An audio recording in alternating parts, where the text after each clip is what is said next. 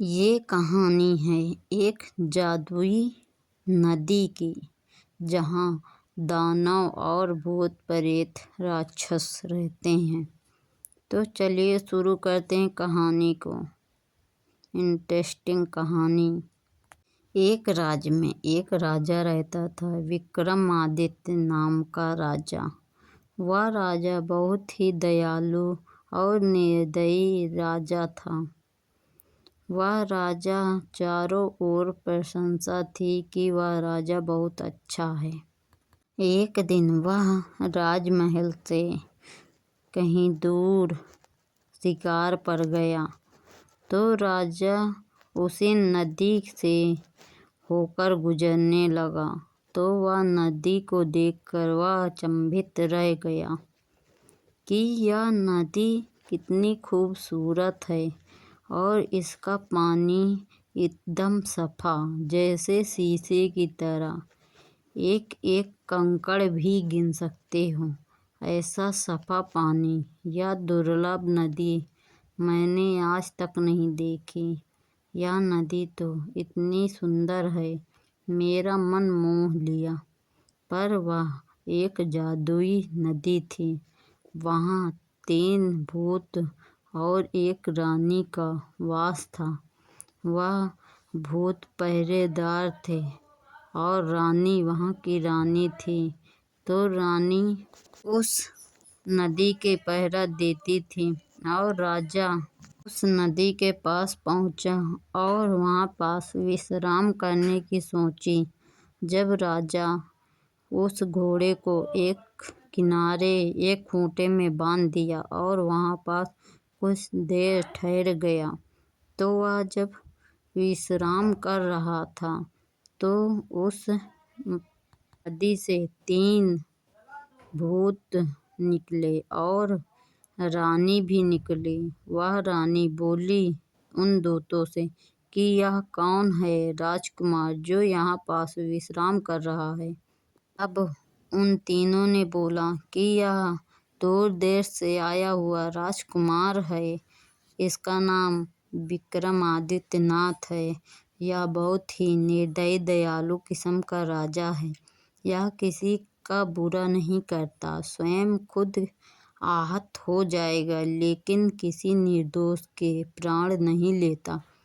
तो रानी यह बात सुनकर खुश हो गई और बोली, अच्छा, तो इतना अच्छा राजा है, तो यह राजा यहाँ क्या कर रहा है? तो उन तीनों ने बोला कि वह थक चुका है, यहाँ पास थोड़ी देर ठहरने के लिए रुका है। तो रानी अपने मन में सोचने लगी, कितना अच्छा राजा, यह तो मेरा मन ही मोह लिया और रानी को उससे प्रेम हो जाता है। पर रानी चुपचाप वहीं पास बैठकर उसे देख रही थी और रानी सोच रही थी कि यह कितना अच्छा राजा है और कितना खूबसूरत सुंदर राजा है। काश यह भी मेरे साथ इसी तालाब में रहता और हम दोनों एक अलग अपनी दुनिया बसाते। ऐसा ही सोच रही थी, तभी राजकुमार की नींद टूटी और उसने चारों तरफ देखा, तो वहाँ कोई नजर नहीं आया, पर थोड़ी थोड़ी आवाज़ आ रही थी। राजकुमार अचंभित हो गया कि यह आवाज़ कहाँ से आ रही है। दूर दूर तक तो मुझे कोई नजर नहीं आ रहा। फिर राजा उठा और पानी पीने के लिए तालाब की ओर बढ़ा। तभी वह सैनिक तीनों निकल कर आए। बोले, हे राजन, रुको, यह पानी तुम नहीं पी सकते। यह पानी हमारे रानी के आदेश के बगैर कोई भी नहीं पी सकता। न कोई जानवर, न कोई पशु, न पक्षी, न कोई इंसान। तब राजा ने बोला कि हे व्यक्ति, मैं तुम्हें नहीं जानता, क्या कृपया करके अपनी रानी को बुला सकते हो? मैं उनसे स्वयं ही पूछ लूँगा कि मैं पानी पीऊँ कि नहीं, मैं बहुत प्यासा हूँ। तब उन्होंने कहा, ठीक है। फिर रानी प्रकट हुई और बोली कि हे राजन, अपना परिचय तो दो।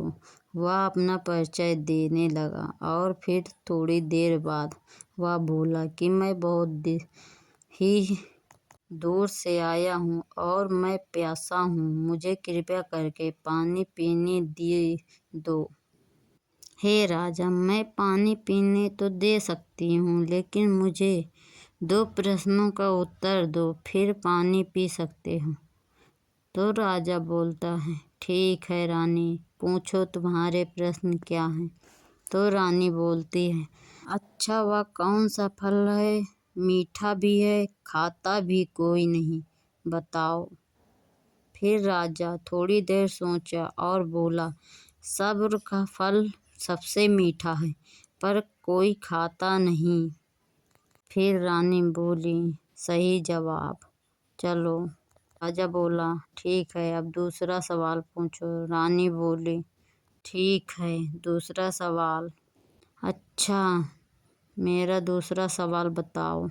जो लाया वो पहना नहीं, जो नहीं लाया वह पहना, यह पहेली बताओ। तो राजा कुछ देर सोचा और फिर बोला कि यह कफन है, जो लाता है वह नहीं पहनता, जो नहीं लाता वह पहनता है। रानी बोली, सही जवाब, चलो तुम पानी पी सकते हो। ठीक है।